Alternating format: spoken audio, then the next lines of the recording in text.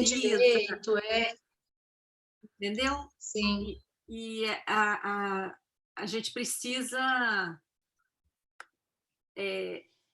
ir mais para sair da defensiva e mostrar que a gente tem os dados, entendeu? E que isso Sim. aí vai mudar o patamar de discussão.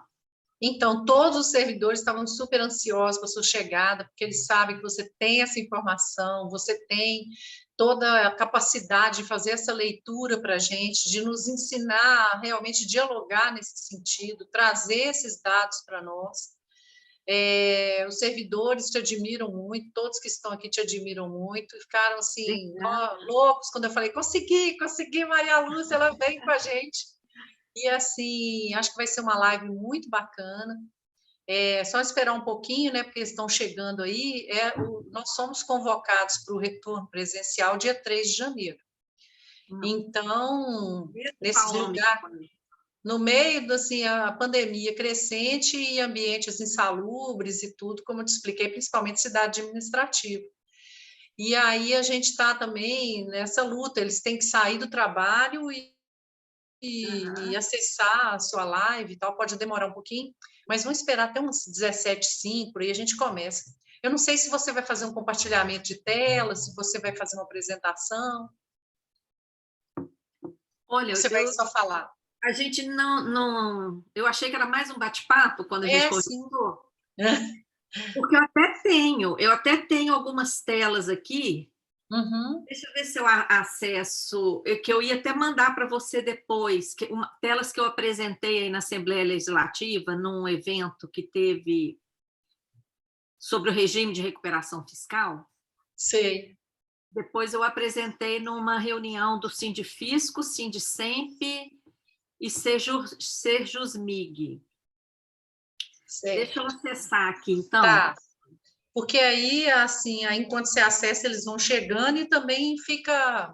Aí depois você me envia esse material e eu compartilho com eles, coloco nas redes, ajuda muito a gente. Eu já te envio aqui, quer ver? Deixa eu acessar aqui.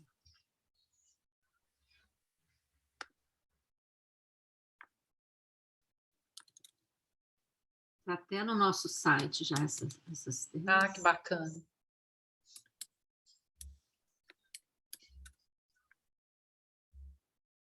Depois você pode até escrever o site aqui embaixo no chat, que o pessoal já copia, já vai acessando também. Tá. Deixa eu só ver se essa daqui foi colocada no site, que às vezes o pessoal não coloca. Uma do dia 12 de novembro. Deixa eu ver. Tá aqui.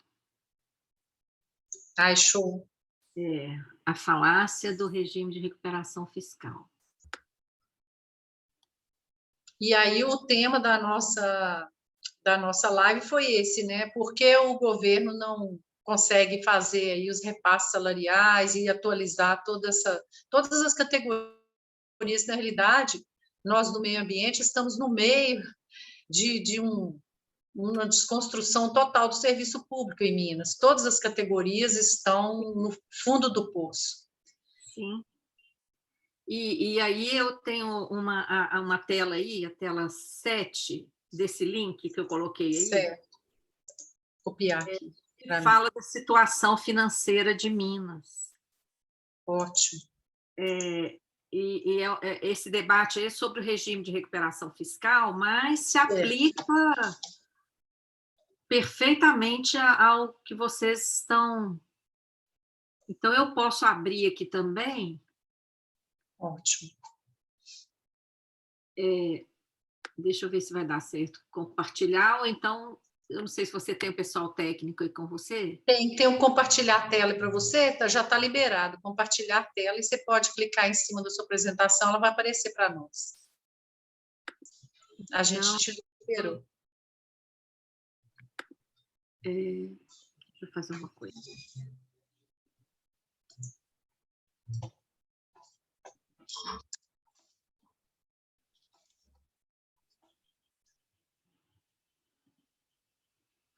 Eu já vou mandar por e-mail aí para vocês. Nesse e-mail que vocês mandaram o link aqui para gente, que aí vocês já ficam tendo esse material. É, ótimo. Tatiana Botelho, né? Isso.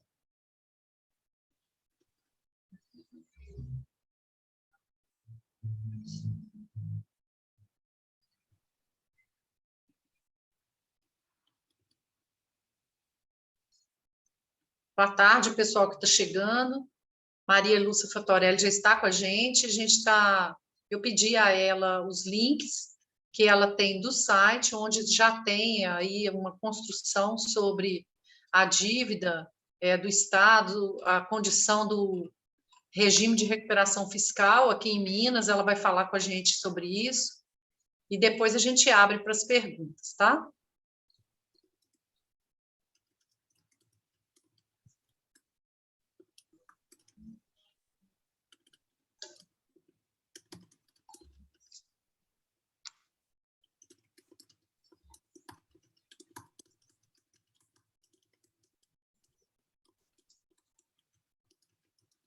A Maria Lúcia está nos enviando um material, gente, que já tem aí uma construção do que ela vai falar, e aí eu vou colocar nas redes do Sindicema para o acesso de todos, disponibilizo também nos nossos grupos, no grupo do Cisema Cang, no grupo dos filiados, os grupos da diretoria do sindicato, para a gente compartilhar essas informações. Como diz a Maria Lúcia, a gente tem que aprender a falar numa linguagem mostrando mais esse contexto da dívida, e não ficar só na defensiva dos nossos direitos legais, que é muito mais tenso de conseguir aí alcançar os nossos objetivos, né? Com certeza, viu? É na pressão que a gente vai conseguir, mostrando para eles que a gente sabe que dinheiro tem. Entendeu? Além de vocês já terem esse acordo e tudo, né? Tem que mostrar que tem dinheiro. Né? Isso. Então, é nesse sentido que eu quero contribuir com esse debate, Regina. Vamos ver Maravilha. se vai ver aqui. A hora que você quiser começar. Já tem um monte de gente colocando ali, ó, como seu fã. Ai, que bom. Servidores te adoram. Eu vou abrir aqui em PDF, que fica melhor para compartilhar, em vez de compartilhar do próprio site. Tá, E já mandei o e-mail aí para o Sindicema, viu? Ótimo, excelente.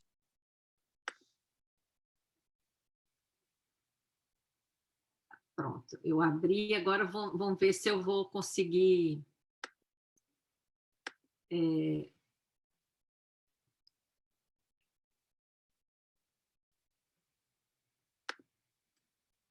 compartilhar aqui. Eu já estou autorizada, então? Vamos ver.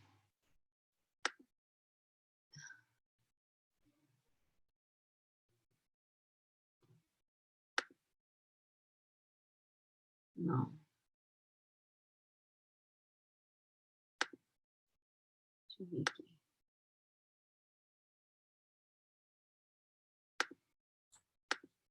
Parece para você, Maria Lúcia, embaixo, compartilhar a tela? Sim, só que está... Isso, já estamos vendo. Outra coisa aqui, deixa eu abrir, onde que eu abri o arquivo aqui? Regime de recuperação fiscal. Está aparecendo? Estamos vendo, sim. Ai, que bom. Deixa eu só ver se eu coloco aqui melhor. Então, eu posso começar, então, já? Agora eu não estou te ouvindo. Pode começar. Acho que dispensa as apresentações, todo mundo te admira muito, está muito feliz de você estar aqui e estamos aguardando aí as suas palavras para a gente aprender a lidar com esse governo, como você traz aí toda essa perspectiva diferente, né? Mostrando valores e dados e possibilidade desse governo atuar de uma forma diferente. Pode começar, por favor. Tá bom, Regina. Bom, em primeiro lugar, gente, muito grata pelo convite, viu? Pela oportunidade de dialogar com vocês, ainda que virtualmente, não é? Diante dessas restrições todas. O ano está começando, eu desejo muita saúde para vocês, muita força. E amém. Parabenizo vocês por essa missão aí, não é? Em defesa do nosso meio ambiente, especialmente em Minas Gerais. Esses dias a gente está vendo as notícias aí alarmantes, né, sobre tudo que tem acontecido. Sim, muito triste. É muito triste. E Regina me enviou os documentos aí, o acordo, o descumprimento do acordo, né, a decisão. Sim. Aliás, na verdade, o recurso que vocês tiveram que preparar para o judiciário por descumprimento desse acordo e as alegações absurdas do governo, né? Então, eu gostaria de cumprir, de contribuir com esse debate de vocês, né? Em primeiro lugar, parabenizando pela luta, é na luta mesmo que a gente vai conseguir alguma coisa, aliás, somente com luta que a gente conseguiu alguma coisa nessa vida, não é? Principalmente como servidores públicos. Verdade. Então, muita força, prossigam, viu? E eu espero que esses dados aqui ajudem, né? Porque, pelo que eu vi, vocês têm já um acordo judicial homologado, não é? Um acordo homologado judicialmente, e desde 2016, e é já isso mesmo. Né? Já comprovaram que todas as condições permitem o cumprimento desse acordo. O Estado de Minas Gerais tem batido recordes de arrecadação tributária. Então, não tem justificativa para o descumprimento desse acordo. Vocês podem usar essa informação, podem usar, inclusive, esses dados aqui, ó, que eu estou mostrando aí nessa tela. Essa tela eu mostrei numa audiência pública na Assembleia Legislativa de Minas Gerais, por ocasião do debate sobre o projeto de lei enviado pelo governo Zema ao Congresso, que visa aprovar o regime de recuperação fiscal aí no Estado. Esse regime, gente, vai agravar ainda mais as condições aí do Estado. Vai agravar infinitamente. Então, vocês têm que adicionar aí na bandeira de luta do sindicato a luta contra esse regime de recuperação fiscal também, em conjunto com as demais entidades aí de Minas, que já estão lutando também. Eu acredito que vocês já fazem parte desse coletivo também, o Sindifisco. Essa palestra, inclusive, essas telas, foi num evento organizado pelo Sindifisco, pelo Sindicato de Servidores do Ministério Público também. Então, enfim. Sim, a gente tem parcerias, Maria Lúcia, com o Hugo, o Sinfasfisco, o Sindsaúde, os sindicatos mineiros. A gente está bem alinhado com eles, faz reuniões conjuntas. Ótimo, Regina, porque é dando as mãos mesmo e focando, né? Onde é que está a fonte do problema? Por que está todo mundo, não é? Todas as categorias. Deixa eu ver se eu consigo ampliar aqui essa tela para melhorar um pouquinho. Deixa eu ver aqui. Veja se melhorou um pouco. Sim, está ótimo, dá para ler tranquilo. Aí. Então, todas as categorias aí estão na mesma situação. Estão com um salário congelado há anos, estão com acordos descumpridos, né? A categoria de vocês não é a única, tem várias aí com acordos descumpridos. Então, o que está acontecendo? Veja bem, o estado de Minas Gerais é um dos estados mais ricos do Brasil, não é? Se olhar aí o PIB de Minas Gerais, é um dos primeiros, né? Já foi o segundo, depois ficou entre segundo e terceiro, mas o primeiro é São Paulo, o primeiro do Brasil é São Paulo, e o segundo fica aí entre Rio e Minas por conta das receitas do petróleo lá no Rio de Janeiro. Mas Minas Gerais está aí entre, se não é o segundo, é o terceiro, fica sempre assim, alternando com o Rio de Janeiro. Olha a situação financeira de Minas. Os danos que Minas Gerais tem sofrido ao longo dos anos. É aí que está o rombo. O rombo nunca está, não está atualmente e nunca esteve no gasto com servidor público. Com certeza. O rombo, não é, Regina? Então, o rombo das contas públicas, ele está na chamada dívida financiada pela União. Esses dados aí estão resumidos, mas eu quero mostrar para vocês. Eu não sei se vocês estão me vendo no quadrinho aí no cantinho, sim, ao lado da tela. Esse livro aqui, ó, Auditoria Cidadã da Dívida dos Estados, Eu já vi, excelente. Que tem um estudo sobre a dívida dos estados, porque a história da dívida dos estados ela é muito parecida, é um projeto, é um modelo implementado no conjunto dos estados. Então, os estados, vocês não vão achar quase bibliografia nenhuma sobre a dívida dos estados. E nesse livro, a gente aborda desde a origem dessa dívida, e tem, inclusive, aqui nos anexos, não é? Tem, inclusive, menção a um relatório aí de Minas Gerais, tá? Aliás, não está aqui nos anexos, não. Está lá no site. Depois eu dou o endereço para vocês. Um relatório que foi feito em relação a Minas Gerais. Ok. Esse livro, o PDF dele é gratuito. Vocês podem baixar na página da Auditoria Cidadã, tá? Que, inclusive, a edição em papel está botada. Ótimo. Uhum. Então, vocês podem baixar o PDF e olhar lá os dados. Vocês vão ter muito argumento para questionar essa chamada dívida. Por que eu começo por esse ponto?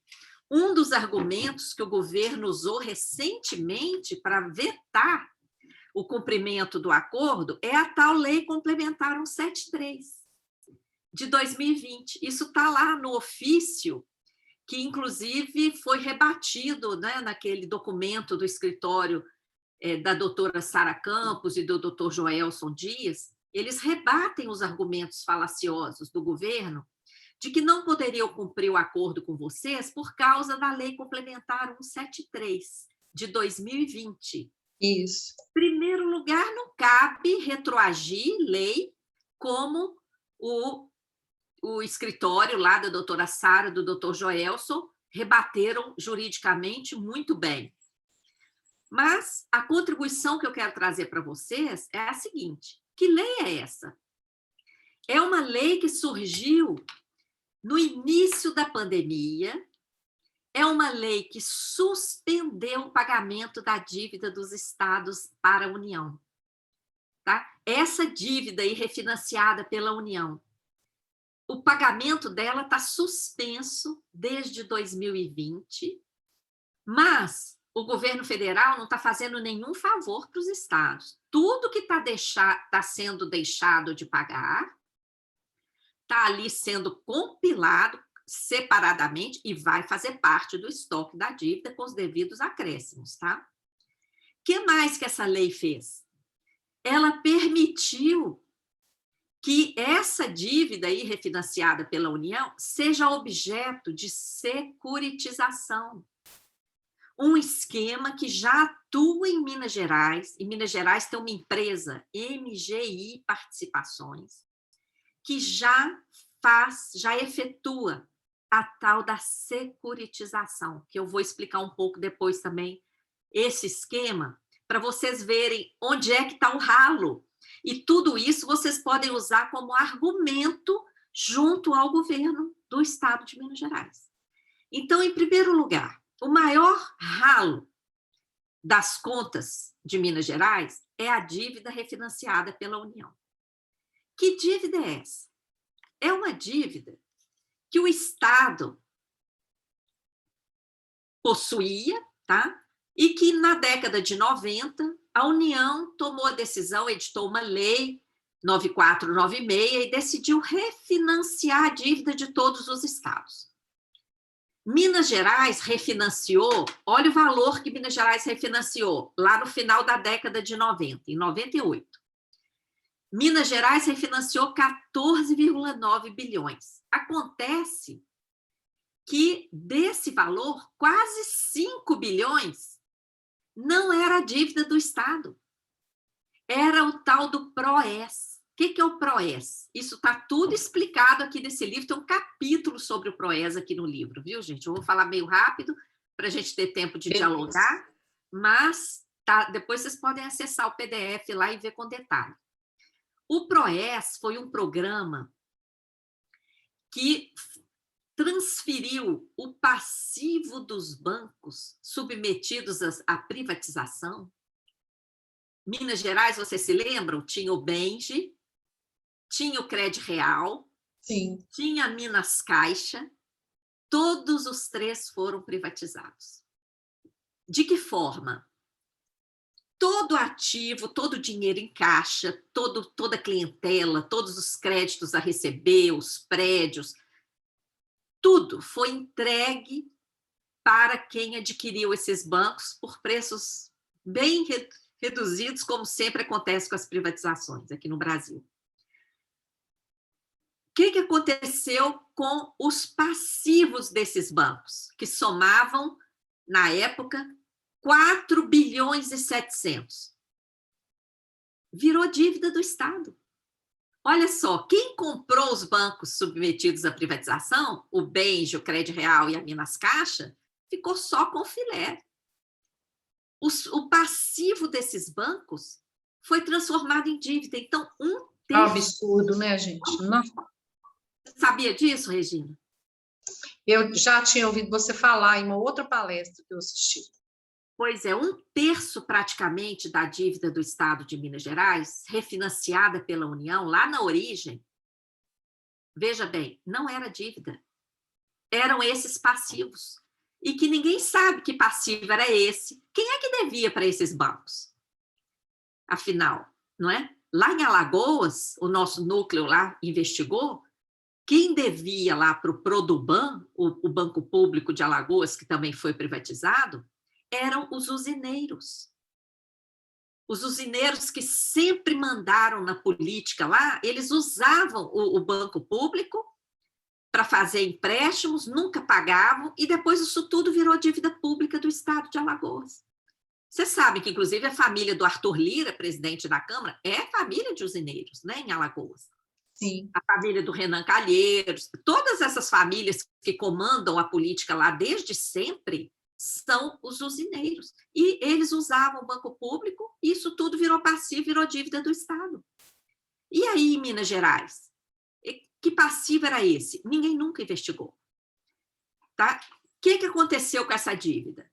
De 98 a 2019, o Estado de Minas pagou para a União quase 46 bilhões. Por que a gente usa os dados, desculpa, eu falei 2009, não, 2019.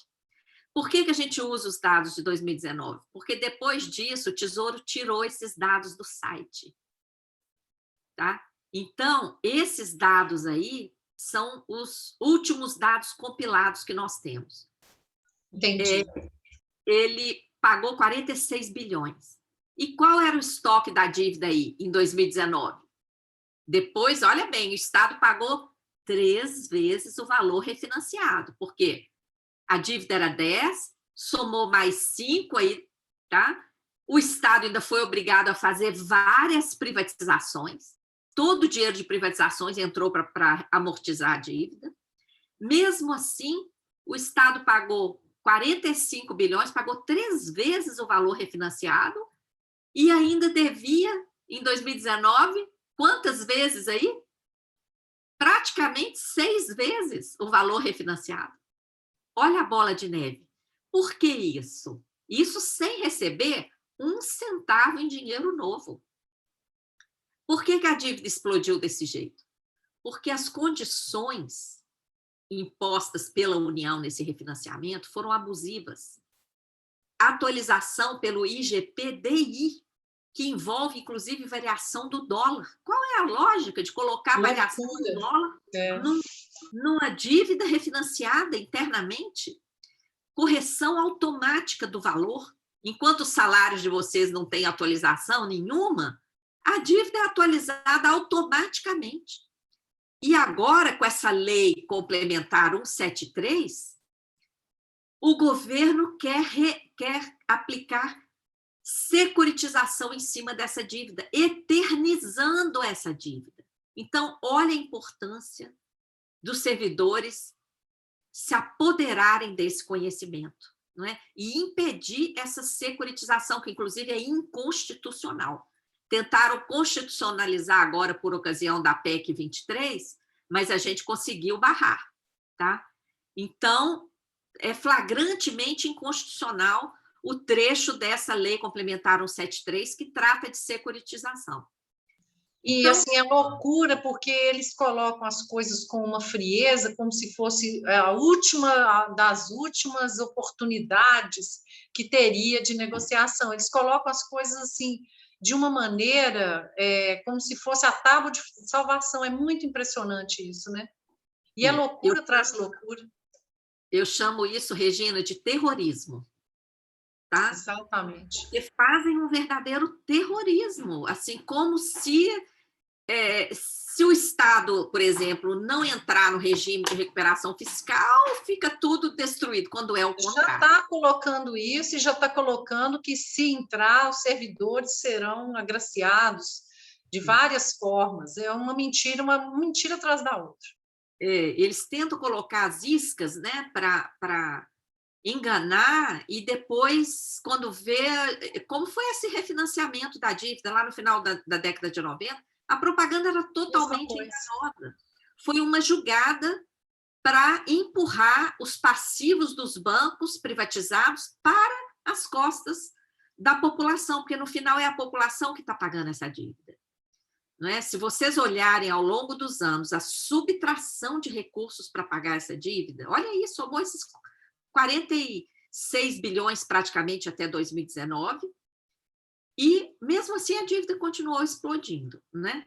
Outro ralo é a tal da Lei Candir, que isenta a exportação, inclusive dos produtos minerais, né, que vocês acompanham aí a extração, Sim. Tudo com isenção de ICMS.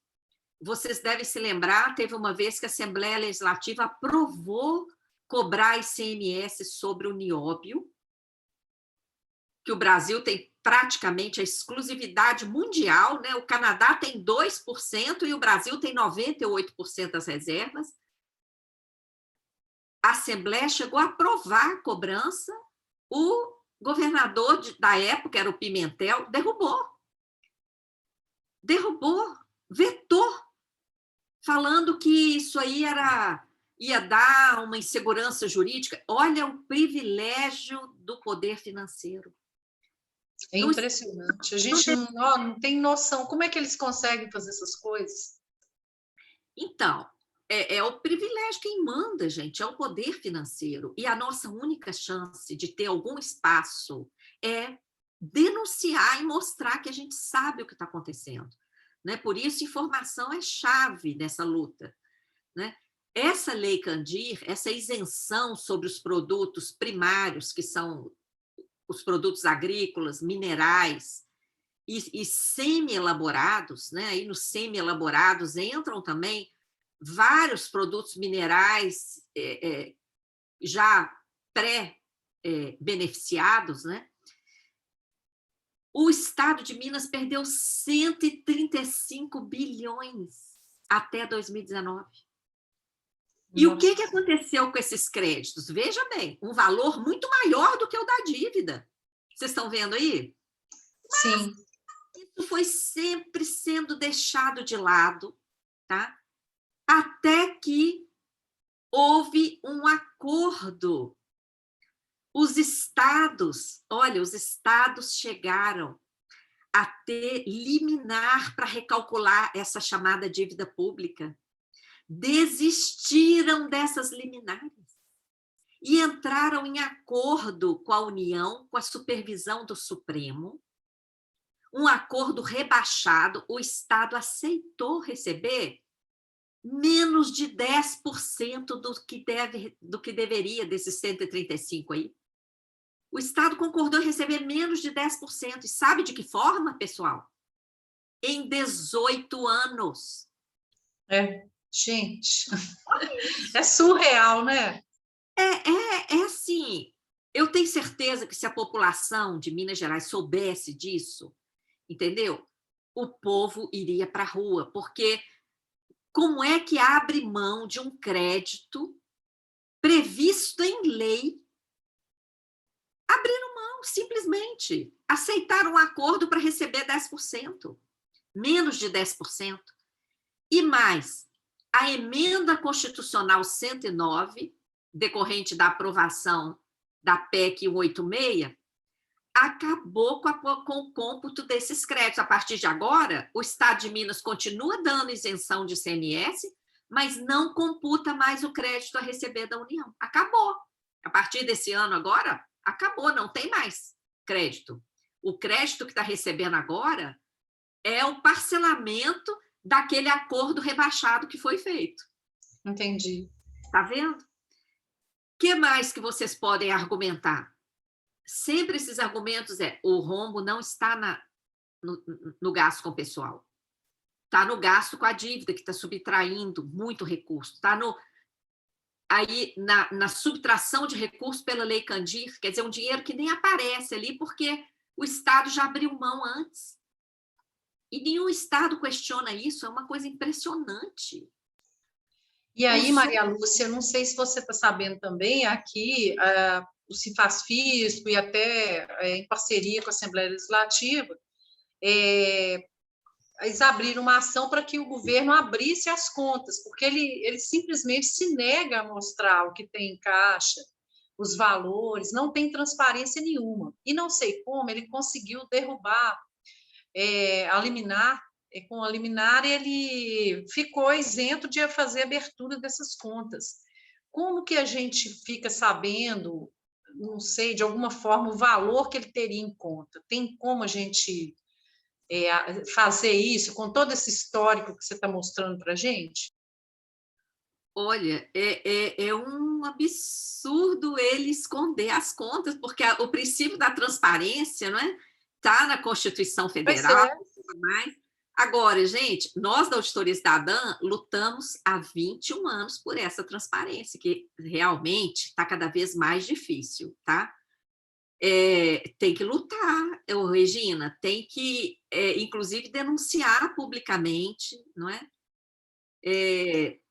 O Rogério Corrêa até nos convidou para ir no Tribunal de Contas e fazer uma denúncia aberta, mas aí eu acho que tem que ser uma parceria sindical, Sindicema, Cefaz-Fisco, os sindicatos de Minas, para ter mais força, porque como ele já derrubou a liminar, a gente entrar sozinho, acho que ia ser muito fraco, a gente tem que ter uma parceria mais forte para fazer isso. O que você acha? Eu acho que você está certa. Tem que articular e, inclusive, convide a Auditoria Cidadã para fazer parte dessa parceria. Dessa denúncia mesmo, né? Dessa denúncia e dessa parceria. A Auditoria Cidadã tem personalidade jurídica, nós temos CNPJ, a gente pode participar dessas articulações junto com vocês, porque a gente não só pode dar força, como ajudar a analisar os dados também. Excelente. Tá. A gente está conversando com o Cefaz-Fisco, o Rogério Corrêa. A gente hoje, como eu te falei, nosso jurídico está agora conversando com o desembargador Gamboge para ver se a mesa de negociação é reaberta, para cumprir esse acordo. Mas caso endureça o jogo, a gente vai ter que endurecer do lado de cá também. Eu acho que a única saída é essa denúncia para abertura de contas, né? Isso, e para essa abertura de contas, vocês podem, inclusive, usar essa tela aí, não é? Por que o Estado continua devedor dessa montanha de dinheiro se já pagou mais de 3 vezes o valor refinanciado? Por que o Estado nunca questionou esse passivo aí do PROES, que não é dívida?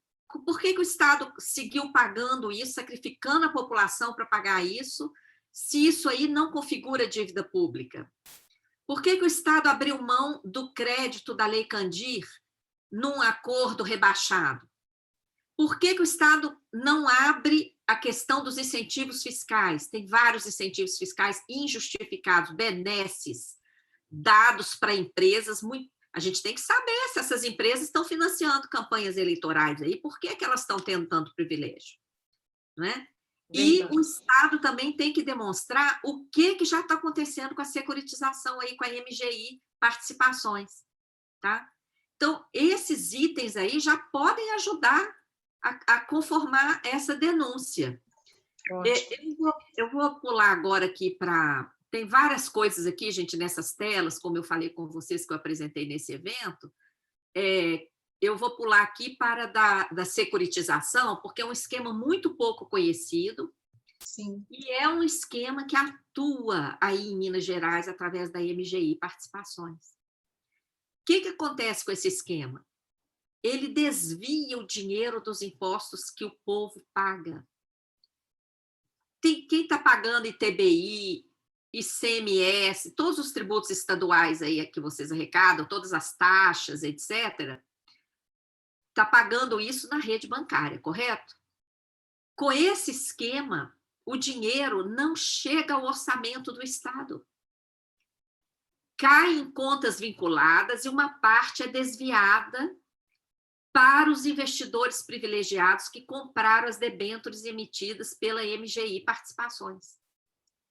Então, vocês têm que saber quanto que está sendo desviado. Por quê? Era para esse dinheiro estar chegando ao orçamento. Está aumentando o orçamento. Então, quando o governo calcula aquele percentual, por exemplo, que ele alega também, eu vi aí nos documentos, ele alega várias vezes aquela limitação da lei de responsabilidade fiscal. Seria um limite de 49, só que muito estranho que no portal de transparência do governo está 42,7, está mostrando abaixo, mas ele bate na mesa que está acima, não abre as contas e não fala o quanto que tem. É louco demais.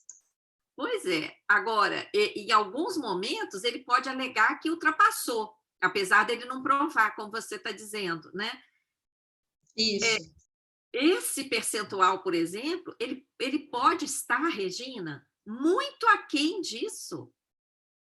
Porque essa parte do dinheiro, do tributo que está sendo desviado antes de alcançar o orçamento, ele está diminuindo ali o valor do orçamento. Imagina, em vez de ser um orçamento total de toda a arrecadação do Estado, ele já está sendo um orçamento mitigado, porque uma parte está sendo desviada para quem comprou as debêntures da MGI Participações. Tá? Eu vou parar o compartilhamento por aqui para a gente dialogar com vocês, ver algumas dúvidas, né? Algumas questões que vocês possam ter, que eu possa apoiar. No chat já tem algumas perguntas aqui, ó. Tem como pagar sem ser pela rede bancária, pagar direto pelo orçamento da Receita? Não. Tem algumas perguntas aqui, deixa eu ver se eu acho mais. Eu acho que são só essas por enquanto. Podem escrever aqui no chat, viu, pessoal? E aí a Maria Lúcia vai respondendo para a gente. Em geral, né, toda arrecadação se dá através da rede bancária, não é? E os bancos têm um dia para passar aquilo para a conta do Tesouro. Só que, nesse caso aí, eu já tive a oportunidade de ler alguns contratos aí da MGI Participações, o dinheiro arrecadado, cedido, os créditos que são cedidos para esse esquema, o governo do Estado manda uma ordem para a rede bancária e fala, olha, esses créditos, né? O dinheiro desses créditos vai para a conta vinculada, que é a conta vinculada a esse esquema. E dessa conta vinculada, uma parte vaza diretamente para esse esquema antes de chegar ao orçamento. Então, é um negócio totalmente esdrúxulo e inconstitucional. Tentaram agora, Regina, na PEC 23, colocar na surdina 2 parágrafos para autorizar essa vinculação, porque o que eles estão fazendo? Eles estão vinculando um tributo a uma destinação específica. E sim, o artigo 167, inciso 4 da Constituição, proíbe isso. Tem poucas exceções. Tem a exceção da educação, da saúde, que é uma vinculação de um percentual do orçamento, não é uma vinculação assim de um desvio de dinheiro que nem chega no orçamento, não. O dinheiro chega no orçamento e um percentual obrigatório vai para a saúde, vai para a educação. Nesse caso da securitização, é antes de chegar no orçamento. É um negócio escandaloso. E a gente colocou, né, fizemos muitas lives, muitos documentos, interpelação extrajudicial, que é outra coisa que vocês podem fazer também. Tá? A gente tem feito interpelação extrajudicial para obrigar, né, a autoridade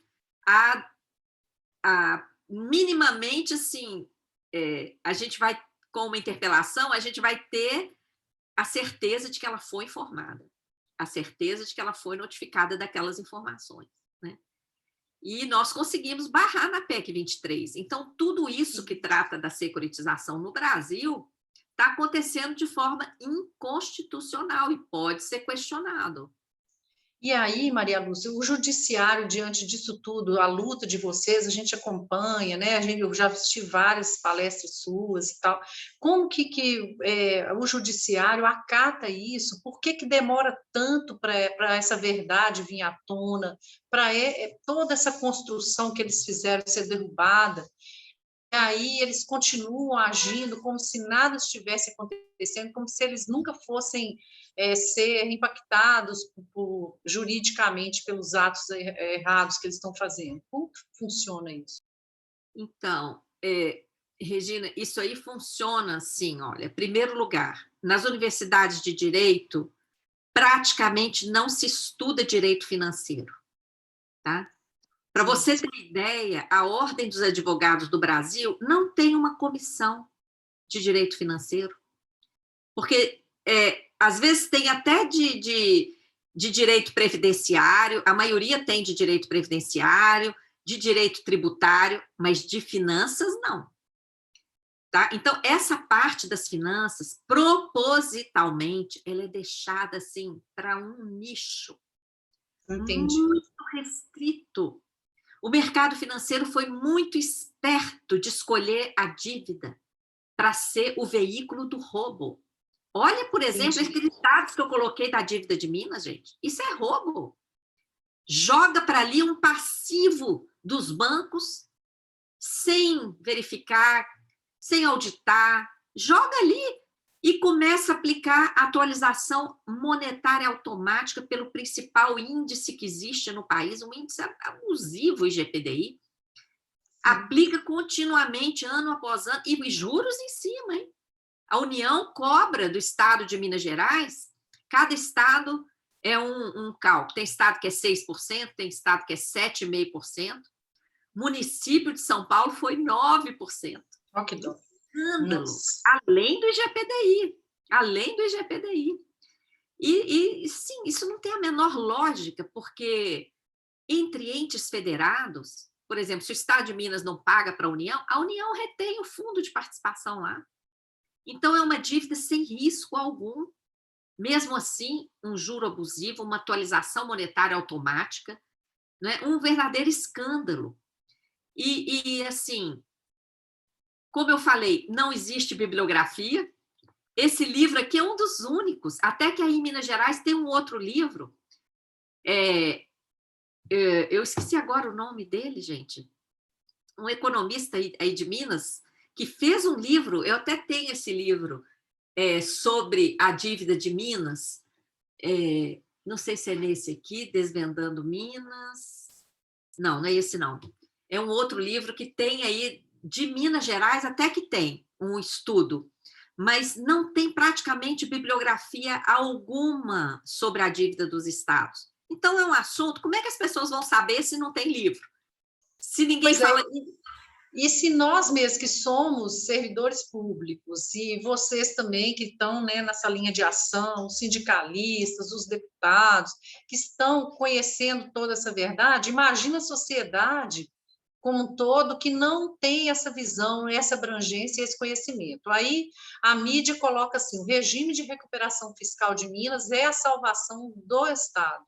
E os servidores públicos são o empecilho para esse desenvolvimento, são o fundo do poço, o buraco negro do Estado, imagina como é difícil para a gente, tanto sindicalista quanto servidor público, quebrar essa fala dentro da sociedade. E aí, a postura do governo Zema eles chamam a gente, enquanto sindicato, para falar o seguinte, olha, você quer a recomposição das perdas inflacionárias? É só apoiar o regime de recuperação fiscal. E nós vamos dar 8% de recomposição inflacionária para todas as categorias do Estado. Mas como nós já estamos no fundo do poço, nosso salário é o mais baixo do Brasil, o que significam 400, 500 reais agora e ficar congelado 9 anos. Exatamente. É muito complexo e tem servidor que não enxerga isso e acha até que é vantagem. Vamos pegar os 500 reais e depois ele falou que vai dar concurso público, que ele vai fazer outros benefícios para os servidores, e é tudo muito em cima de uma grande mentira, né? Como você vê o regime de recuperação fiscal para Minas? Naquelas telas que eu estava compartilhando, eu posso mostrar mais uma aqui para ilustrar isso aí que você falou? Olha só. Eu vou voltar aqui numa mais em cima aqui, depois daquela que eu estava falando. Olha aqui, olha o que o regime de recuperação fiscal impõe. Privatização ou extinção de empresas públicas. Mais privatizações, quer dizer, mais perda de patrimônio público. Reforma da Previdência nos moldes da Federal. Qual foi a reforma da Previdência Federal? Aprovação de contribuição extraordinária, aumento da contribuição para 14%, a criação do FUNPRESP, que é de natureza privada, com contribuição definida. E o benefício? O benefício vai depender no mercado. Revisão do regime jurídico único, teto para gastos, durante 9 anos esse teto, e várias vedações, redução de alguns incentivos, tá?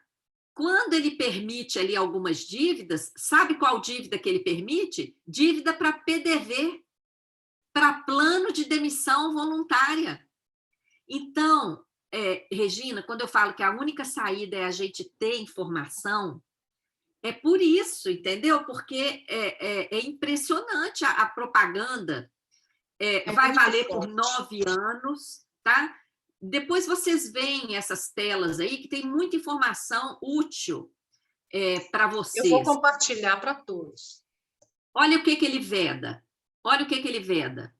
Reajustes salariais, criação de cargo ou alteração de estrutura de carreiras, contratação de servidores, realização de concursos, criação de reajuste de despesa obrigatória, contratação de operação de crédito ou concessão de garantia, a não ser aquelas exceções, né, que são dívida para PDV, por exemplo.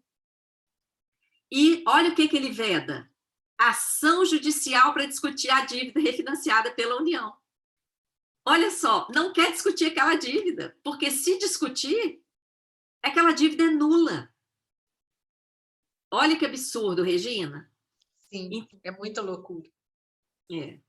Deixa eu parar aqui. Então, nessas telas aqui, gente, tem muita informação para ajudar nessa mobilização de vocês.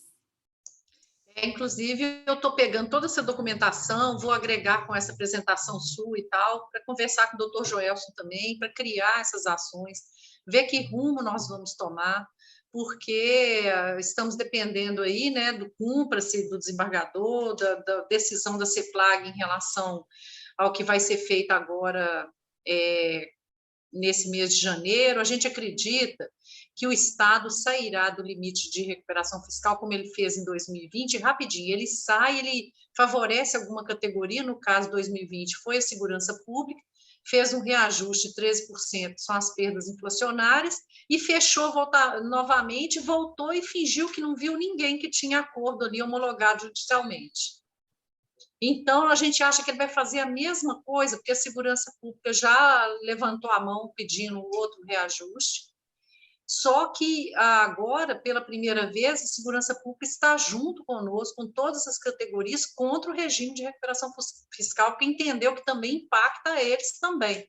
Então, o regime de recuperação fiscal conseguiu até unir todas as categorias, como nunca uniu antes, contra esse regime, contra essa publicação.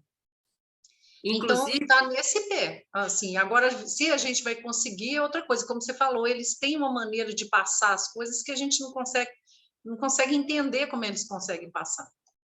Com certeza. Regina, a Auditoria Cidadã produziu um material sobre o regime de recuperação fiscal em forma de folheto diagramado, porque a Lei Complementar 178, que altera a 159, as duas que tratam desse regime, a 159 e a 178, elas são leis gigantes e está tudo assim. Por exemplo, ela fala desse comitê, né, o Conselho de Supervisão Fiscal, ela dá uma informaçãozinha aqui, outra ali, entendeu? Ela vai e vem, vai e vem. Quando você lê essa lei, se você for seguindo ali aquilo que ela manda, que ela tem várias remissões, você fica completamente tonta. Entendeu? Nossa. É uma coisa assim, parece que fizeram e deram uma embaralhada. É de propósito, porque até pensa se o parlamentar que votou essa lei complementar 178 entendeu o que ele estava votando. Nem leu. É igual a PEC 32, tinha deputado votando a favor e nem leu, e nem entendeu o que é aquilo. Isso, exatamente. Então, você sabe como que foi votada essa lei complementar 178, que agravou e muito a questão do regime de recuperação fiscal? No mesmo dia 15 de dezembro, na Câmara e no Senado. Foi votada no mesmo dia. Não teve debate algum. Nossa Senhora. E é essa redação que eu estou te falando, desse vai e vem. Então, esse material que a gente produziu vai ser muito útil para vocês. Vocês podem acessar no site da auditoria. Deixa eu ver se eu consigo colocar o link aqui para você no chat, o link desse material que eu estou falando, que vai ser muito bom também vocês darem uma lida, porque se vocês pegarem a lei, vocês vão ter um trabalhão aí que a gente já pode ajudar, né? Quer ver? Sim. E aí eu vou abrir para as falas, Maria Lúcia, tem muita gente querendo perguntar, conversar com você também. Com certeza, pode Aí abrir. A Tatiana vai falando, Tati, vai reconhecendo as pessoas. Você está com a lista aí, Tatiana? A Yara, primeiramente. Yara primeiro.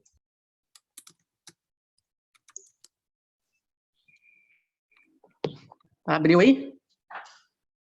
Está ouvindo, Regina? Sim, está ótimo, pode falar. Tá. Lúcia, boa tarde, tudo bem? Tudo bem, Yara? Eu sempre assisto você lá com o Eduardo Moreira. Muito bom.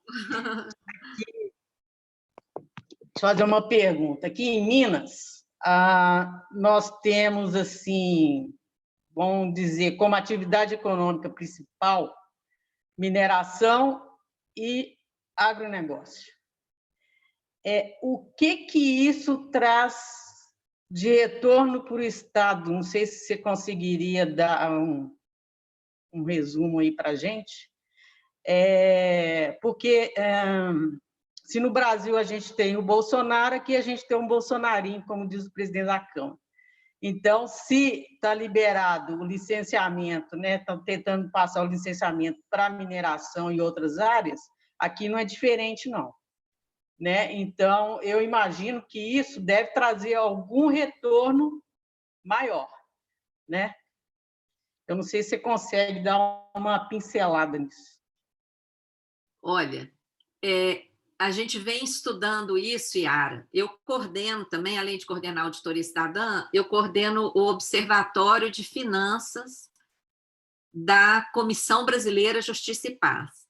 No âmbito desse observatório, nós fizemos, ano passado, um estudo de onde vem o dinheiro e para onde ele vai. Tá? O estudo sobre os fluxos de recursos na esfera pública, no âmbito federal, estadual e municipal. Então, nós buscamos os dados dos orçamentos do conjunto de estados, o Concefaz, inclusive, nós fizemos contato com o Concefaz, que nos ajudou um pouco nisso. Aliás, nos ajudou um pouco, não, nos ajudou muito, porque, como Regina estava falando, não tem essa transparência e não tem, por incrível que pareça, uma compilação dos dados dos estados. isso é para desagregar mesmo, entendeu? Para impedir que os estados se articulem melhor, não é? Se organizem melhor. O que nós percebemos nos orçamentos públicos? A arrecadação de tributos decorrentes dessas atividades, tanto do grande agronegócio como da mineração, é uma arrecadação pífia. Por quê? A CEFEM, que é a taxa, né, que se cobra, aliás, a contribuição, que chama CEFEM, deixa eu ver essa sigla, deixa eu ver se eu pego aqui. Vocês sabem melhor do que eu, né? O que é a CEFEM. Tem a guia de recolhimento aqui, é a compensação financeira pela exploração de recursos minerais. O valor da CEFEM cobrado aqui no Brasil, gente, é de 0,00000. Se vocês pegarem lá no orçamento federal, o que se arrecada dessa CEFEM é a coisa mais ridícula que vocês podem imaginar. Os estados, eles podem cobrar aquela taxa, né? Tem uma taxa de fiscalização aí. E esse dinheiro deveria ser destinado para, inclusive, manter a atividade de vocês. É a TFRM. A gente está anotando aqui um desvio de 345 milhões já. Pois é, eu vi uma notícia que em 2019, só 38% da arrecadação dessa taxa foi para as atividades de fiscalização, para as ações de fiscalização do setor de mineração. Só 38%. E o resto, para onde foi? Vai para o Caixa Único do Estado e some, desaparece. Vai para pagar dívida, gente. Rapa o tacho, vai tudo para o tal do ajuste fiscal para pagar a dívida. Então, assim, a arrecadação já é baixa dessas taxas e não vai para onde teria que ir, não é? Esse é outro ponto que vocês podem levantar. O desvio dessa taxa, que já é baixíssima, não é? É um setor, Yara, como eu estava falando, tem isenção de ICMS, isenção na exportação do ICMS, por causa da Lei Candir. E agora, a emenda 109 revogou essa reposição. A Lei Candir continua existindo para dar isenção. E qual parte que a emenda complementar 109 revogou? A parte da reposição do dinheiro para o Estado. Como é que os estados concordaram com isso? Não é? Então, você está vendo? Ele briga com o servidor ali, não quer dar reajuste para servidor, mas cruza os braços em relação a um retorno de uma isenção que ele é obrigado por lei, pela Lei Candir, ele é obrigado a dar essa isenção. Uma lei federal mandou o Estado dar isenção de um tributo estadual, tanto é que essa lei obriga a União a ressarcir para o Estado. A União não ressarciu, o Estado acumulou aquele crédito aí de 135 bilhões até 2019, abriu mão desse crédito num acordo pífio de menos de 10%, dividido em 18 parcelas. Isso, gente, porque ele é um grande empresário. Pois é, olha, então vocês têm que ter isso na ponta da língua, entendeu? E fazer um vídeo curtinho com isso. Espera aí, onde é que está o rombo das contas do Estado de Minas Gerais? Está na dívida que já foi paga várias vezes, ainda deve várias, e o governo quer securitizar. Está no rombo da Lei Candir, que o Estado acumulou um crédito de 135 bilhões até 2019, abriu mão de mais de 90% desse crédito, num acordo de menos de 10%, ainda dividido em 18 anos. Espera aí, ainda sai dando incentivo fiscal aí, sem justificativa? Não. Então, mas nas lojas Zema ele não faria esse acordo, não. Esse acordo foi meio assim, fora do padrão empresarial. Regina, o que eu puder ajudar vocês podem recortar trechinho desse vídeo, eu falando. Essa parte aí que eu acabei de questionar. Vocês podem fazer uma fala de vocês, né, do que vocês estão pleiteando, e falar, peraí, o rombo está nos servidores? Olha isso aqui. E aí vocês podem colocar, podem usar a minha fala, podem colocar aquele quadro com os dados que eu mandei para vocês. O que a gente puder apoiar vocês nessa luta, porque é um absurdo o que está acontecendo, né, com a categoria de vocês, com esse acordo já homologado, né? Impressionante. E assim, a gente tem todo o direito legal, e não só o direito legal, a gente realmente é a secretaria que mais arrecada. Nós somos arrecadadores de milhões ao ano. O que nós estamos pedindo, o impacto é 0,30 e poucos % de toda a arrecadação que a gente faz. É inconcebível não cumprir esse acordo. Porque a gente gera ganhos, muitos ganhos. Eu não sei se tem mais gente querendo te perguntar. Tem, Tatiana? Quem é agora? Não tem ninguém mais com a mão levantada, Regina. Não? Não, então, só para concluir o que eu estava falando para a Yara, foi muito importante a pergunta dela. Yara, se a gente colocar numa balança o dano ambiental dessas atividades de mineração e agrobusiness, do grande agronegócio de exportação, olha, essas atividades elas são extremamente danosas, não é? E o que a gente está vendo? O governo sacrificar as categorias que podem fiscalizar, regrar, tudo mais. A gente está vendo o governo relaxar a legislação, não é? E o que está acontecendo? O planeta está em risco por conta disso. Olha isso, essas barragens aí em Minas que estão ameaçadas de rompimento. Se romper, o que vai ser desse estado, gente?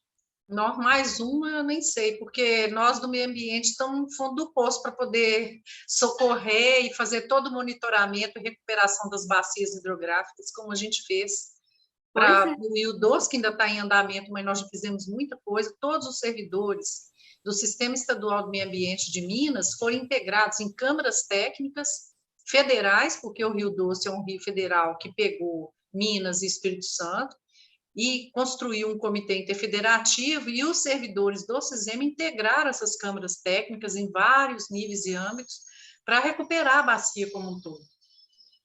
Mas, assim, nós perdemos 300 servidores nos últimos anos, sem concurso público. Agora a gente vai ter um grande um número de aposentados, principalmente do IEF. A expectativa é que a gente perca aí mais, vai ter uma perda de 300 servidores a mais nos próximos anos. Então, assim, sem remuneração, sem atração, sem um plano de carreira decente, qual jovem vai fazer um concurso público hoje para o meio ambiente e vai ficar aqui sentado esperando essas decisões básicas de estrutura? Não vão ficar. Vai ter um esvaziamento do serviço público ambiental em Minas Gerais e nós somos referência. Nós temos hoje mais de 660 pontos de monitoramento em Minas inteiro sobre qualidade, quantidade das águas, no meio dessa crise hídrica. Nós somos referência nacional, seguidos da gente. Aqui vem São Paulo. Então, assim, nós tivemos, quando rompeu a bacia do Rio Doce, elogios dos outros países, da Espanha, do pessoal da Europa, da Alemanha, que a gente fazia curso de monitoramento, né, integrado, eles vinham aqui fazer curso para a gente. Eles nunca entenderam como é que a gente faz isso com 4 ou 7 servidores, fazendo monitoramento dessas águas, e isso tem caído. Como que faz isso, sabe? Assim, a relevância ambiental para o Estado, a saúde ambiental do Estado. E é muito triste ver tudo isso se esvair, entendeu? E não ter o reconhecimento que a gente precisa. Pois é, Regina, a gente precisa virar esse jogo, né? Aliás, esse é o nome de uma campanha que nós temos aí. Se vocês entrarem no site da Auditoria Cidadã, auditoriacidadã.org.br, vocês vão ver lá, é hora de virar o jogo, é a campanha, está lá no site, bem... E um dos itens que a gente fala lá é a questão da dívida ecológica, né? Além de tudo que vocês cobram, tem uma parte ali que as empresas ainda não pagam, que é a dívida gerada para a ecologia como um todo, né? esse raciocínio da dívida ecológica é uma coisa que ainda não está presente no Brasil. Porque a gente não tem educação ambiental, não tem a valorização, não vê o futuro, que vai ser sem o solo, sem as águas, com o ar poluído, com os rios contaminados, tudo precisa de água, qualquer empreendimento precisa de água. A gente vê isso, né, nas quantidades de água necessárias para a execução de cada produto. Então, assim, não é porque não tem visão de futuro, realmente. Sim. Tem uma pergunta aqui. Regina, do Daniel. O Daniel pede desculpa que ele está sem microfone. Ele pergunta para Maria Lúcia como as instituições públicas podem ajudar em estudos relacionados às contas públicas. As instituições públicas? Bom, as instituições públicas teriam obrigação, não é, de dar uma transparência muito maior do que estão dando. Por exemplo, se os órgãos de controle, o próprio Tribunal de Contas da União estivesse auditando a dívida pública de forma integral, nós estaríamos em outro patamar. O que está acontecendo? O Tribunal de Contas acompanha a dívida pública. Ele acompanha. A dívida estava aqui, cresceu para cá. Mas não vai lá investigar os contratos, a natureza, até porque é quase tudo sigiloso, gente. Nessa parte da dívida federal é um escândalo. Os detentores dos títulos, informação sigilosa. Os beneficiários das operações compromissadas, que é essa operação que a Auditoria Cidadã denuncia constantemente, de remuneração da sobra de caixa dos bancos. Imagina, todos vocês aí têm conta bancária, as empresas têm conta bancária, os órgãos públicos têm conta bancária. Esse dinheiro que é da sociedade, que fica nos bancos, os bancos pegam esse dinheiro, depositam no Banco Central. O Banco Central remunera diariamente. Quase 2 trilhões da dívida interna federal, 2 trilhões, gente, são títulos doados pelo Tesouro Nacional ao Banco Central, para o Banco Central trocar com os bancos por sua sobra de caixa. Vê que isso também não é dívida. Isso aí é usar a dívida para remunerar diariamente os bancos. Por isso que, em plena crise, o PIB caindo, as empresas quebrando, o povo desempregado, servidor público com salário congelado há anos, e os bancos batendo recorde de lucro. Por isso, por causa desse mecanismo aí. Outro mecanismo que o Banco Central faz, remunera diariamente a sobra de caixa dos bancos e garante a variação do dólar para os bancos, através de contratos de swap. Nós temos quase 500 bilhão de contratos de swap cambial, em que o Banco Central vai lá e garante o pagamento da variação do dólar. Todo esse prejuízo vai para a conta da chamada dívida pública. Então, na cabeça do povo, gente, dívida é a seguinte: você recebeu um dinheiro, você investiu, agora tem que pagar. Só que quando a gente investiga, olha aí no caso de Minas, a dívida do PROES. O que o Estado recebeu? Zero. Foi uma mera transferência ali. Tem um passivo aqui, 4 bilhões 900, pronto, a partir de hoje isso é dívida do Estado, passa a ser corrigido automaticamente. O Estado não recebeu esse dinheiro. Da mesma forma, em âmbito federal, essa questão aí dos trilhões para financiar a política monetária do Banco Central. E o Congresso ainda colocou o Banco Central aí independente. Ninguém pode fazer nada com o Banco Central. Essa questão do Banco Central é gravíssima, gravíssima. Ele vai governar o país, vai traçar a diretriz de governo com o país de acordo com as necessidades financeiras e não sociais. Pois é. Muito, nossa, a gente já é um país subdesenvolvido, com uma faixa de pobreza enorme e vai afundar cada vez mais, né? Porque só vão ser interesses financeiros. Não vão pensar em nada de programas sociais, ou se alguém está sendo atendido pela saúde ou educação. Isso não interessa. Não gera lucro, é o que gerar lucro, né? A gente discutiu isso dentro do DIESE, num curso que a gente fez. E a gravidade do Banco Central na liderança disso tudo a autonomia do Banco Central é uma loucura. Pois é. Tem uma pergunta aqui do Vitor, ficou lá atrás. Essa divisão de 18 anos da Lei Candir é do governo Zema ou do Pimentel? Ele pergunta também, Regina, se a Auditoria Cidadã oferta cursos nas áreas de finanças públicas. Sim. Olha só, esse parcelamento aí é bem recente, viu? Já foi, eu acredito que já foi no governo Zema, mas teria que pesquisar. Foi no governo Zema. Foi. Tá? Mas a gente pode pesquisar e te passar depois. Mas é bem recente esse acordo. Foi no governo Zema. Tanto que o pessoal fica gozando, porque assim, ele é um grande empresário, né? Tido como assim, o cara que fez a vida dele subir e tal, mas é assim que ele negocia, né? Então é isso, foi no governo dele. Sim, agora os cursos, a gente tem sim, gente. Inclusive, a gente tem um curso exatamente sobre a dívida dos estados. Tem uma turma que começou em dezembro e a gente vai abrindo uma turma atrás da outra. Quando acaba uma, a gente abre outra. E o curso é à distância, não é online, que você tem a obrigação de conectar naquele horário. É à distância. A base do curso é esse livro que eu mostrei, da dívida dos estados. A gente tem 2 aulas que a gente explica esse esquema da securitização. Quem faz tem gostado muito do curso, tá? Porque dá aquela visão, né? Da visão do funcionamento da economia. Deve ser excelente. E o papel da dívida dos estados nessa história, né? Seria muito importante, na próxima vez, não é? Eu vou ver aqui a data da próxima turma, vou deixar anotado aqui, Regina, para te avisar. Eu vou pedir ao diretor do sindicato para fazer o curso, porque eu realmente estou no meio da greve, no meio da pandemia, com mandado de segurança, não estou tendo tempo nem de respirar. Mas eu vou pedir um diretor para fazer e ter isso para a gente levar nas reuniões com o jurídico, embasar nossas ações. Eu acho muito importante a gente ter essa visão, sabe?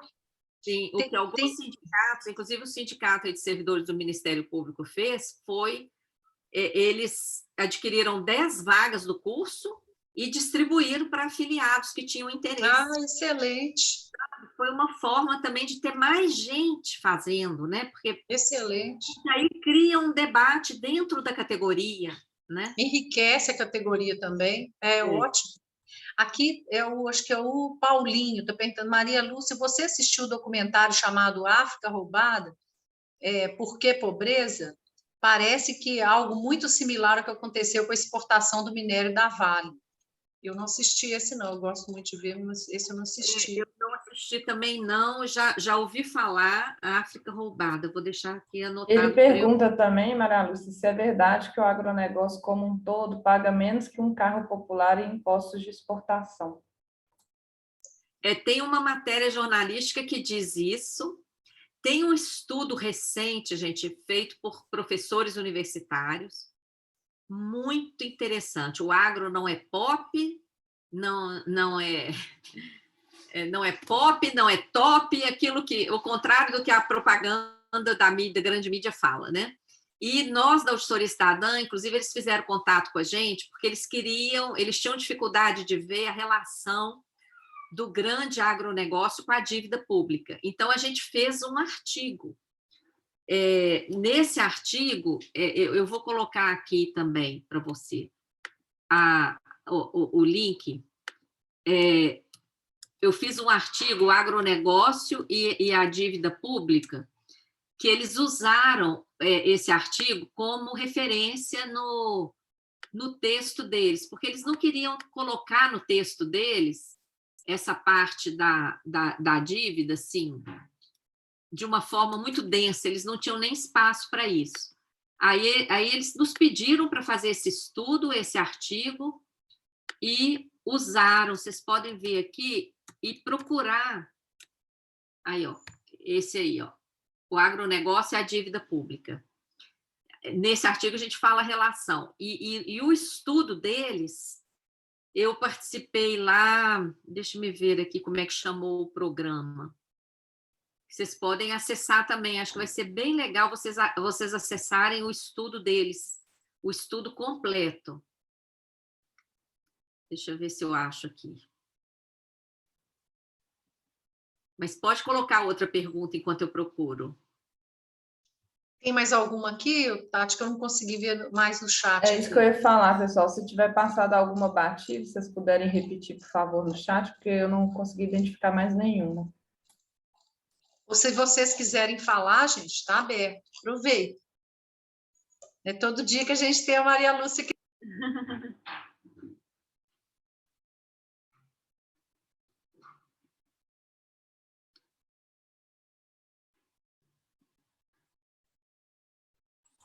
Seu microfone está mutado, Regina.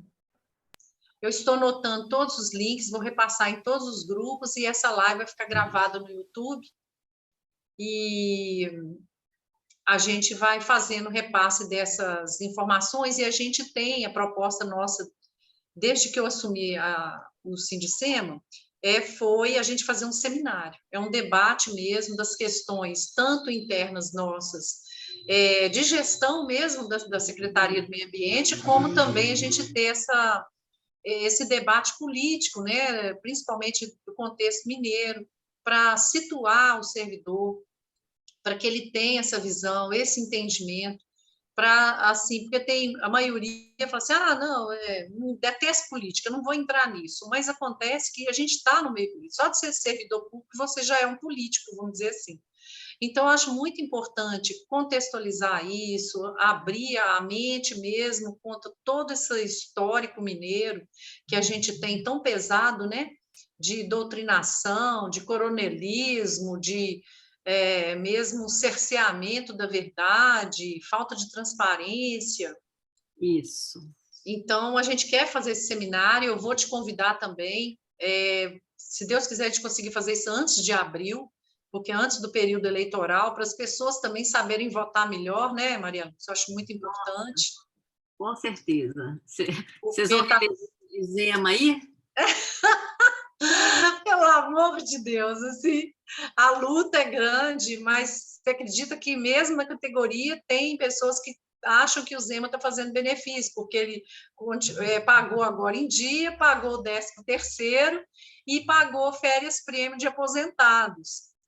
Uhum. Né? Então, assim, ver o que está na ponta da linha, não vê o todo, não vê as consequências, não olha para o futuro, não olha o que quer dizer um regime de recuperação fiscal, não participa dos debates, das lives, das discussões. Então, quando a pessoa fica sentadinha na mesa dela, trabalhando, e só falando assim, opa, chegou meu salário aqui em dia, opa, chegou meu 13º, para ele basta, é difícil, porque assim, era para mim ser um Estado em outras condições, era para ele ter um salário muito melhor, era para ele estar em outra estrutura de vida, em outro status na sociedade, e como ele se sente atendido com aquele mínimo, ok. Então, isso é triste, né? E quando a gente impulsiona, a gente fala assim, não tá bom, gente, vamos conseguir alguma coisa, são poucos que entendem realmente isso, né? Tem 2 mãos levantadas aqui. Isso, Regina, e também a Sandra perguntou o que pode ser feito contra a renúncia fiscal das isenções de imposto de renda, de impostos feitos pelo governo Zema. Sim, a questão das renúncias fiscais é super importante também, porque, em primeiro lugar, pedir transparência. Como a Regina falou, ele não dá essa transparência, não é? Muitas vezes eles alegam, né, que podem ter problema, que as empresas mesmo podem alegar que o governo está fazendo aquela figura do dumping, né, de baratear as exportações. Ora, tem que divulgar, e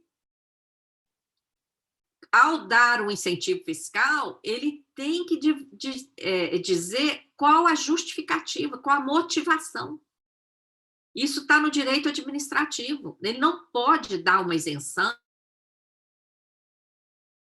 abrir mão de uma arrecadação em favor de uma empresa sem dizer por que ele está fazendo aquilo.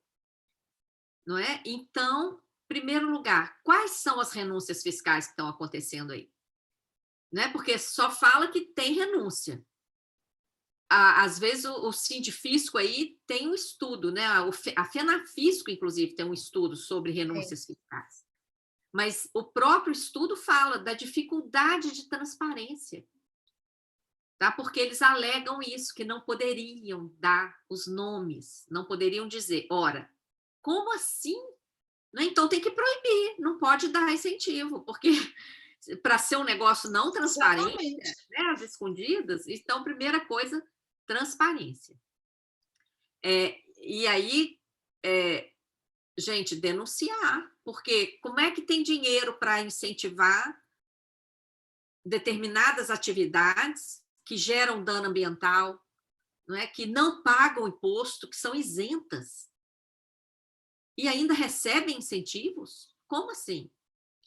Não é? Isso tem que ser questionado. E é um problema grave aí para o estado de Minas Gerais e outros estados, né, que têm a mesma... A nossa economia está sendo primarizada. Ela está se resumindo praticamente a essas atividades primárias de grande agronegócio e mineração.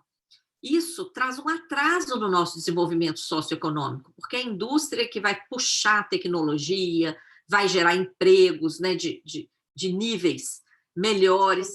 Sim. Né? O Brasil está andando para trás. Então, nós temos que colocar as coisas nos devidos lugares. Mineração é importante? Super importante.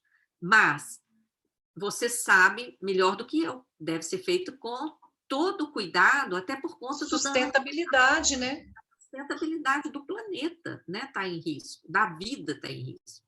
Então, é super importante, mas tem que ser regrada, gente. E o que a gente está vendo é assim, nossa, uma expansão dessas atividades, não é? E de forma, assim, completamente maluca, porque, como você falou, reduzindo os servidores. Como é que vai ter o acompanhamento que precisa ter? Não vai ter. Não vai ter. É o imediatismo, né? Porque essas atividades, elas dão um lucro muito imediato, né? E a construção de uma indústria, até vender o produto, conquista de mercado e futuro nisso, e o equilíbrio, eles têm preguiça, eu acho. Eu acho que vai assim, vamos ver o que dá mais lucro aqui mais rápido. É mineração, vamos embora. É agronegócio, vamos embora. Então, assim, não preocupam mesmo, não tem visão, não tem planejamento de 10 anos, 20 anos no Brasil. Na gestão daquele governo, né? 4 anos de governo, o que eu posso fazer aqui para gerar ou para extrair mais recursos, não sei em benefício de quem, mas é aquela extração ali na hora dos 4 anos, né, que ele é eleito. É uma visão muito, muito louca. Tem mais 2 perguntas, sim, né, Tati? Paulinho Manso, pode abrir o microfone, Paulinho, por favor. Meu microfone está dando para ouvir? Estamos ouvindo. Tá. Eu que fiz a ponderação aí do agronegócio e da mineradora, né, porque da pobreza, né? Eu acho que é interessante, até para colocar, né, essa questão do agronegócio, nessa reportagem que eu vi aqui, fala que o agronegócio pagou em 2019 R$16 mil, o agronegócio como um todo. R$16 mil de imposto de exportação para produzir basicamente soja, né, esse tipo de coisa que é para exportação, não é para consumo, que você vê, o pessoal está passando fome na rua, tal, não tem alimento, né? Os alimentos caros, o arroz caro, feijão caro, tudo muito caro. E você dá isenção para o agronegócio, que é latifundiário, né, uma exploração de terra latifundiária, com alta mecanização, baixíssima mão de obra, então, quer dizer, não está nem gerando emprego para a população, né? E que polui o lençol freático, os rios, né? A gente tem todos os rios contaminados de glifosato, de venenos aí, complicados, né? Difícil de fazer a limpeza, né? E nem a contrapartida do imposto de exportação a gente tem. E nem o benefício de ter o alimento no prato do brasileiro, né? Que é assim, é uma política que, apesar de vocês terem falado aí que é uma coisa que dá lucro rápido, se você for analisar, não está dando lucro nenhum, e isso mesmo sem considerar o retorno social, né? Que se não paga imposto, e o dinheiro não fica na mão do brasileiro, né? Qual que é a vantagem de ter essas isenções? E eu mandei um vídeo do África Roubada, que é essa porque é pobreza. Ele fala sobre os artifícios que as mineradoras internacionais, inclusive faz algumas denúncias bem interessantes, né? No caso do vídeo aí, a empresa que explorava lá na África, acho que é Zâmbia, eles têm...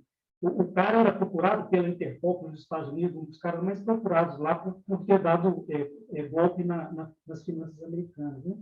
E foi lá, montou essa mineradora na África, e eles fazem a exportação do minério que eles exploram lá a preço abaixo de mercado para filiais da própria empresa acho que na Suíça, porque paga imposto menor, e de lá eles fazem a exportação real com imposto menor, sem trazer riqueza para o país onde está tendo a exploração do minério. Né?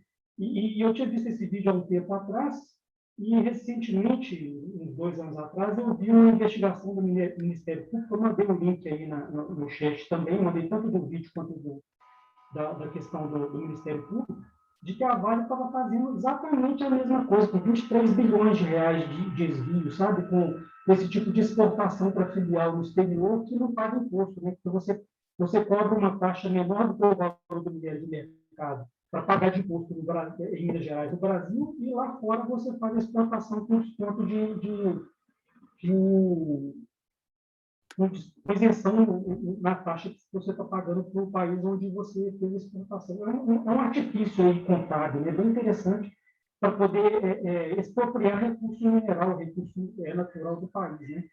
Sendo que larga aí para a gente a preocupação com as barragens, né? Que a gente atualmente está com diversos alertas de barragem, diz que é por causa da natureza, né? Que choveu demais, mas a gente sabe que a exploração é a toque de caixa, desempreado, sem preocupação com o cuidado da natureza, né? Com o cuidado da coisa pública, do que vai ser deixado de legado para Raposos, para Nova Lima, para a cidade onde ocorre a mineração. Né? Acho que era bem isso. Se você quiser depois ver o vídeo, eu mandei o link do YouTube. Sim, muito bom, Paulinho. Esses aspectos que você citou, todos eles a gente abordou naquele estudo que eu coloquei o link ali, o Agro Não é Pop. Você chegou a ver ali o link? Eu coloquei um link ali, ó, do Brasil de Fato, aqui, ó, o Agro Não é Pop. Estudo aponta que a fome é resultado do agronegócio. Tá? Então, tem esse estudo, e nesse estudo os professores citam esse meu artigo que eu coloquei ali, o agronegócio e a dívida pública, que é um dos aspectos.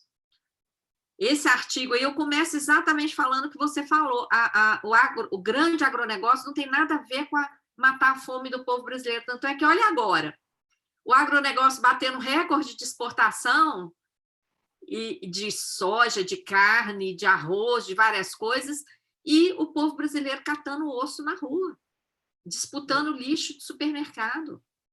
Então, não tem nada a ver, né? E quem lucra não é o Estado. Eu falei, o orçamento público tem aí uma representação pífia da arrecadação do agronegócio e da mineração. É muito pequeno. Agora, quem lucra com isso são as grandes corporações que exploram. Quem explora o agronegócio é o setor privado, são grandes multinacionais. A carne, a soja, olha, e mais, tem as intermediárias. Às vezes não é o agricultor que vende diretamente. Eles vendem para empresas intermediárias, e essas intermediárias é que vendem lá para fora. E você tem razão, vendem para paraísos fiscais. O nióbio brasileiro é vendido para paraíso fiscal por um preço baixíssimo, e de lá ele é revendido por um preço várias vezes maior.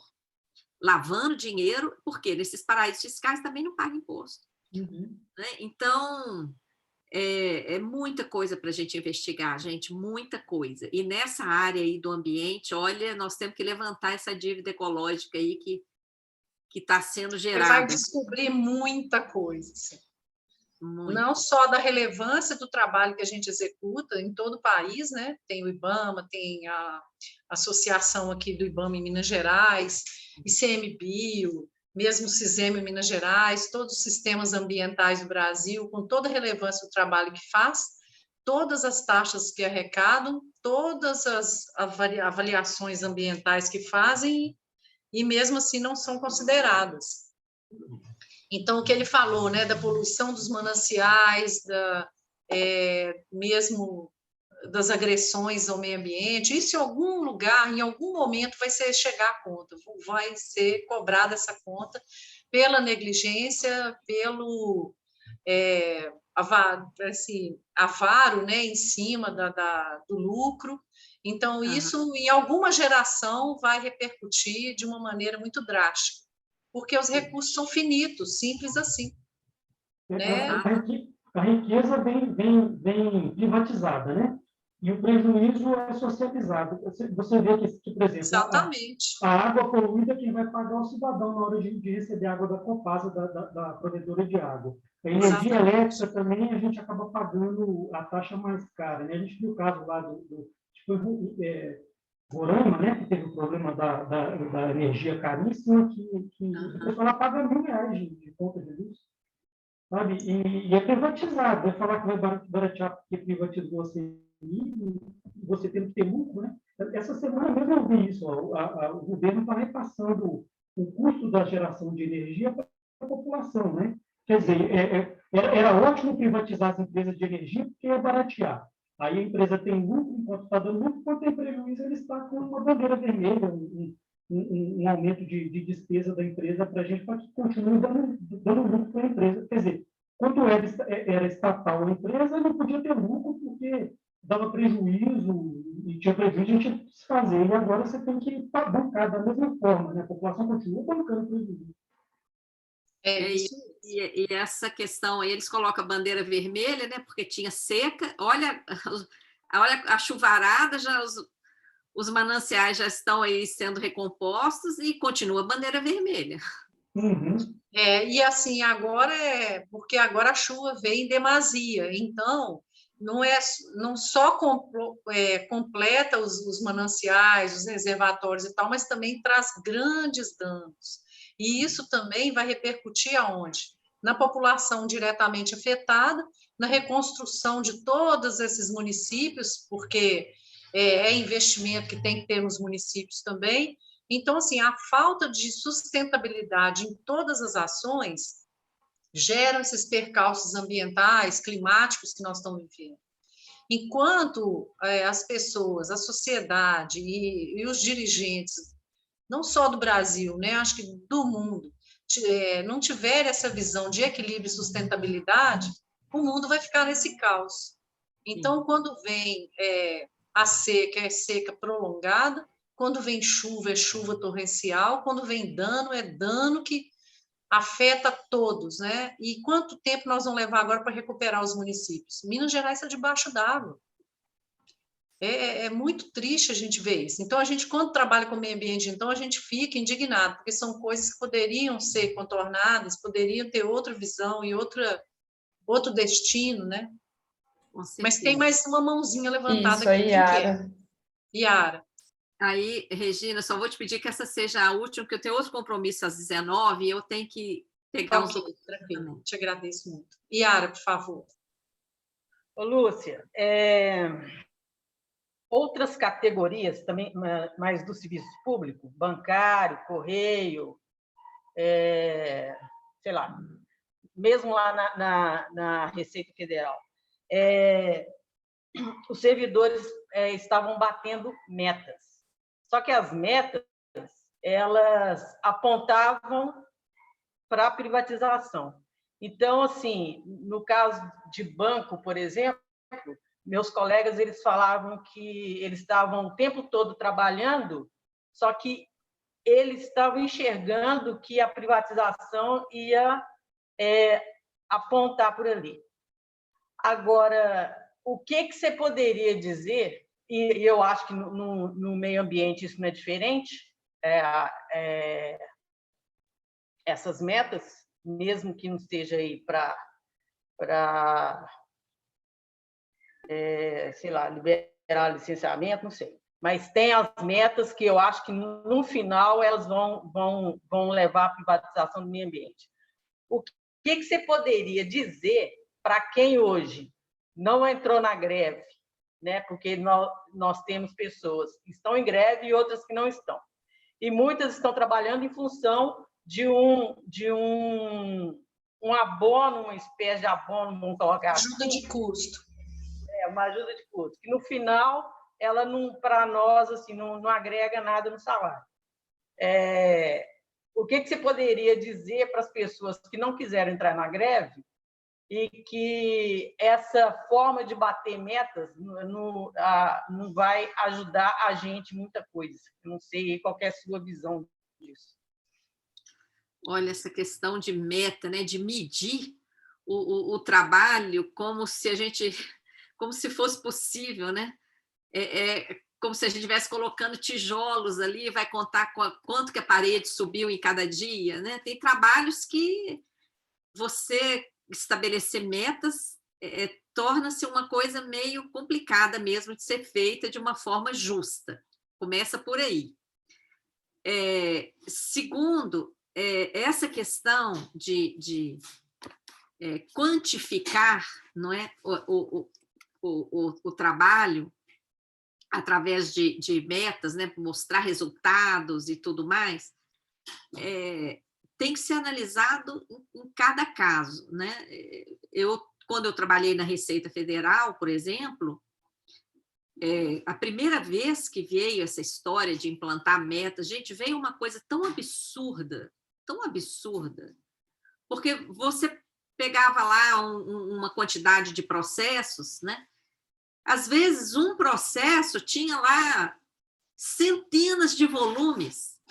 Um processo ali de uma instituição financeira, de uma grande empresa com filiais no exterior, com, olha, todo tipo de complicador que você pode imaginar. E tinha ali aquele processinho de poucas páginas resultantes de um lançamento eletrônico. Então, essa questão de quantificar, e depois foram modificando, colocando pontuação nos processos, colocando... olha, mas é um negócio que é difícil você chegar num ponto de dizer essa pontuação é algo justo, né? É muito complicado você pontuar para começo de conversa, né? E segundo, que é uma questão que vai totalmente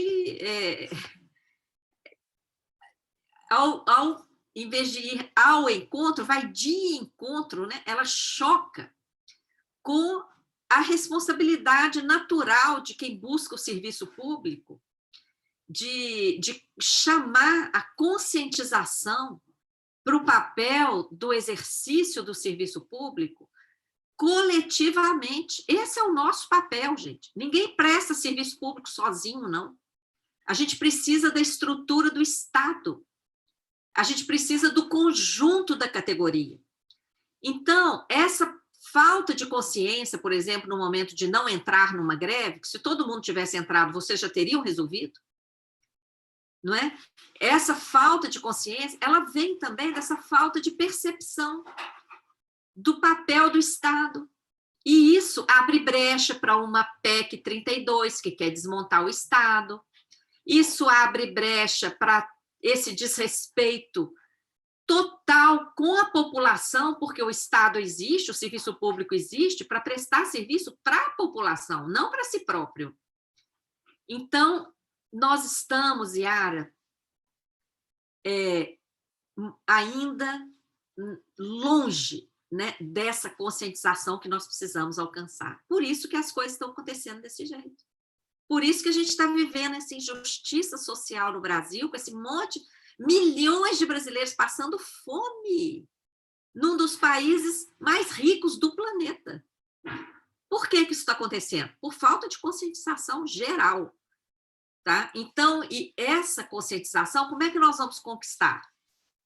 Eu acredito no caminho da formação, e a formação acontece com informação. Né? Não só informação de uma forma crítica, consciente. Porque se você chegar lá com uma planilha de números, isso é informação, mas isso aí vai formar? Isso aí vai conscientizar? Não. Né? É a questão que a gente debate constantemente na auditoria. Tem gente que acha que a auditoria é só uma questão contábil, é só uma questão de números. Não. A auditoria que a gente fala é de uma auditoria integral, que vai questionar a natureza das coisas. Por isso que a gente chega à conclusão que, ao questionar a natureza, a gente vê, por exemplo, esse 1/3 aí da dívida de Minas no PROES não é dívida. A gente não olha simplesmente o número lá.